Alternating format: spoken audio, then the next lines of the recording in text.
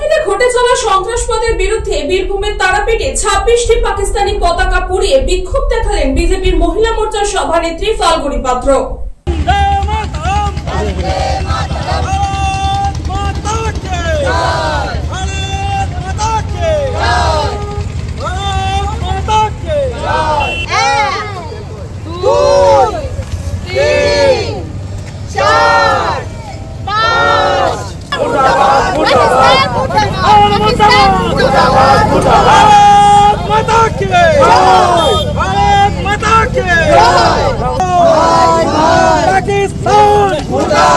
पाकिस्तान मुर्दाबाद, हिंदुस्तान जिंदाबाद, हिंदुस्तान जिंदाबाद।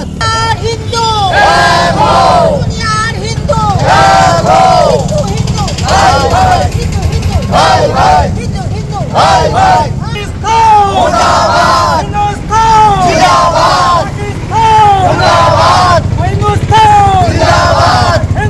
দেখুন, যেভাবে একের পর এক জঙ্গি ধর্ম দেখে বেছে বেছে যেভাবে হত্যা করছে তার প্রতিবাদে আমরা আজকের এই পতাকা পোড়ালাম।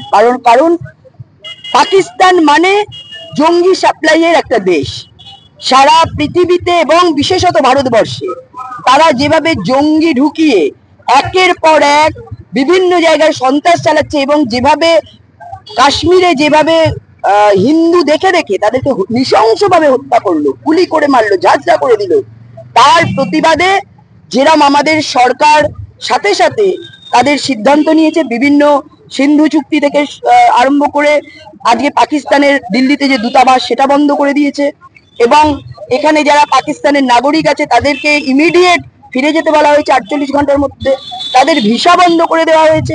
অর্থাৎ আমাদের দেশ এই ধরনের বর্তমান সরকার এই ধরনের জঙ্গি রাজকে খতম করে দেবে, এটা তাদের প্রতিজ্ঞা। সেই রকম আমরাও এই পাকিস্তানের বিরুদ্ধে যেভাবে জঙ্গি রাজ চলছে, যেভাবে শুধু কাশ্মীর নয়, যেভাবে আমাদের মালদা, মুর্শিদাবাদ, পশ্চিমবঙ্গেও যে জঙ্গির অবাধ বিচরণ রয়েছে তার বিরুদ্ধে আমরা পাকিস্তানের বিরুদ্ধে আজকে আমরা এই পতাকা পুড়িয়ে আমরা তার প্রতিবাদ করি।